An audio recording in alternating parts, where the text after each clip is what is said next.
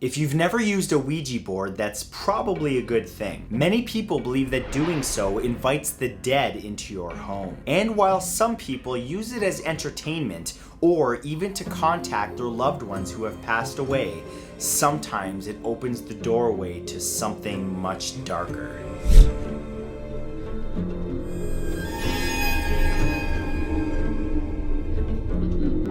Here are 10 terrifying Ouija board stories. Number 10 is Stephen Young. Demonic forces are well known for using Ouija boards to cause disaster, disruption, and dismay. In one case, such a demonic creature even ruined a court trial. The trial took place in 1994 and involved Stephen Young, a man from England who was accused of shooting Nicola and Harry Fuller. Stephen Young was initially found guilty of the crime, but he was granted an appeal when it was revealed that 4 of the jurors involved had been using a Ouija board. The board had actually claimed that Stephen Young was guilty, and the jurors took this as fact, and it even influenced the other jurors to conform to this way of thinking. Because of this, another trial was held, but Stephen Young was still found guilty of both murders. The saddest thing is that the retrial caused much misery for the victims' families, which may have been the demonic spirit's evil intention all along. Number 9 is Mattie Turley. Some people believe that demonic forces can use a Ouija board as a conduit into a human being. That not only can the Ouija board present confusing and misleading information, but that it has direct control over a person's behavior, even making them commit murder. That's one explanation for a case from 1933, when a 15-year-old girl named Mattie Turley shot her father Ernest point blank with a shotgun. In the days before the incident, Mattie had been using a Ouija board with her mother, which insisted that Ernest had to be executed. When Mattie finally confessed to the murder, she simply said, and I quote, "The board could not be denied." Mattie served 3 years in a reform prison before being released, and only she and her mother really know the truth about what happened on that fateful day. Number 8 is Eugenie Carpenter.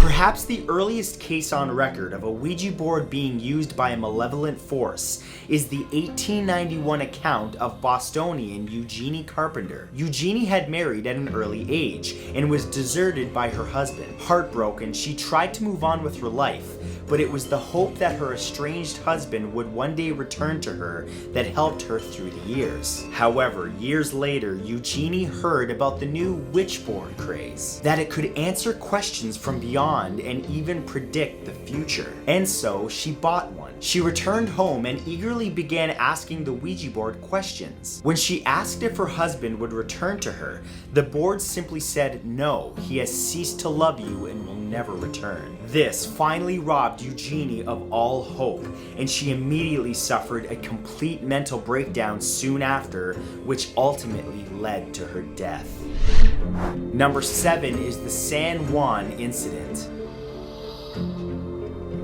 In 2014, 3 friends in the southwest Mexican village of San Juan thought that playing with a Ouija board would be harmless fun. However, they soon learned of its demonic power. Alexandra, Sergio, and Fernando, who were using the board together, were quickly overwhelmed by a dark demonic force. Alexandra began convulsing before going into a trance-like state, and Fernando and Sergio began to experience blindness, hallucinations, and a strange numbness which coursed throughout their entire body. After a local priest refused to exorcise the 3 teenagers, an ambulance was called and they were taken to a local hospital for treatment. Medical experts confirmed that they were in an altered state and could only bring them out of it with medication as soon as the possession finally wore off. Number 6 is Carole Su El Bakr. In 2001, 53-year-old Carole Su El Bakr was arrested in Lincoln County. The authorities suspected that she had stabbed her son-in-law, 34-year-old Brian Roach, to death. This tragedy was initially seen as a horrendous but all too common domestic violence death. However, when police interviewed El Bakr as well as other witnesses, it proved to be demonic in nature. As it turns out, El Bakr and her 3 daughters were playing with a Ouija board while Brian Roach slept in another room. Convinced by the board that Brian was truly evil, El Bakr went into the other room and murdered him. She then put her daughters in a car and attempted to kill them by crashing into a barrier. Thankfully, no one else was killed, but many believe that the shadowy demonic forces at play had already been fully satisfied by Brian Roach's sacrifice. Number 5 is Pearl Kieren. In some cases of Ouija board use, intelligent entities latch onto the user, never letting them rest. One famous case of this is the psychic Pearl Kieren. Pearl was relatively uneducated and believed that Ouija boards were nothing but nonsense. She became horrified when she finally used one with some friends, and she was contacted directly by a spirit called Patience Worth. Patience claimed to have died in England during the 17th century, but spoke in riddles and used archaic forms of English to communicate. Pearl became obsessed by the messages that she received and spent an increasing amount of time using the Ouija board. Eventually, her connection to Patience became so strong that the board was no longer needed to communicate. Patience was able to partly possess Pearl and make her voice heard to the world. Number 4 is Aldo Moro.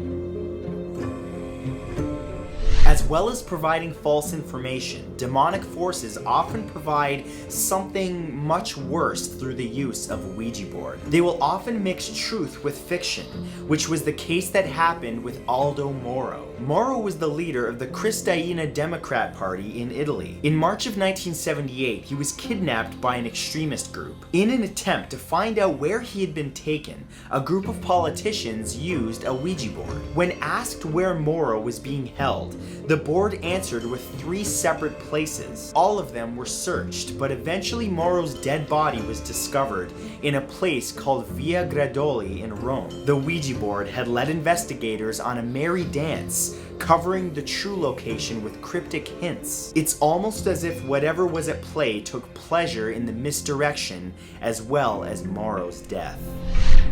Number 3 is Gulf Breeze 6. On July 9th, 1990, 6 highly trained intelligence agents deserted their posts in West Germany and went AWOL. The operatives claimed that they had received important information that the Antichrist himself was about to rise up and rain terror down upon humanity. Known as the Gulf Breeze 6, these skilled agents were determined to stop this from happening. The only way that they could stop this demonic creature was to go underground and track the devil down out of sight. The problem with all of this is that the information came from Ouija board sessions. Could the Antichrist be out there? Well, possibly, but knowing that demonic forces often try to ruin lives, it's equally possible that the Ouija board twisted the minds of those operatives into chasing nothing but shadows, as well as their own madness. Number 2 is Lilac Jimmerson. One of the most disturbing demonic Ouija board cases on record was reported in the New York Times. The year was 1930 and 2 women were being accused of murder. The victim was a Miss Clothilde Marchand. She was killed by an elderly lady called Nancy Bowen, and the prosecutors claimed that Lilac Jimmerson was the reason. Jimmerson had been having an affair with the victim's husband, and so it seemed as though the motive for the murder was to kill Miss Marchand so that Jimmerson could later marry her husband. What makes the case so startling is that during the trial, the real motive was revealed. Nancy Bowen had received information via a Ouija board that Clothilde Marchand had killed Bowen's husband, and that taking revenge was needed. Bowen had been manipulated into murder by an unseen demonic force. And number 1 is the Santa Clara prison. In the year 2000, at a prison in Santa Clara County, a group of inmates created a Ouija board out of Scrabble pieces, as well as a piece of cardboard to pass the time. But quickly, a dark force attached itself to the group. The Ouija board spelled out the words, "I was murdered," and when the inmates asked how, the board spelled out the word "investigate." Soon after, several prisoners began screaming for their lives. Something was locked inside their cells with them. Describing a sinister presence in the prison, inmates, many of them gang members, begged the prison warden to bring in a priest. The disturbance was so great that eventually a priest was brought in to combat the demonic forces that were toying with these hardened criminals. When the malevolent entity disappeared, some of the inmates required counseling for years. That was the ones that survived and did not end their own lives. The stories I just told you were documented and verified as accurate, so remember them next time you decide to use a Ouija board, because it's not all fun and games. Sweet dreams.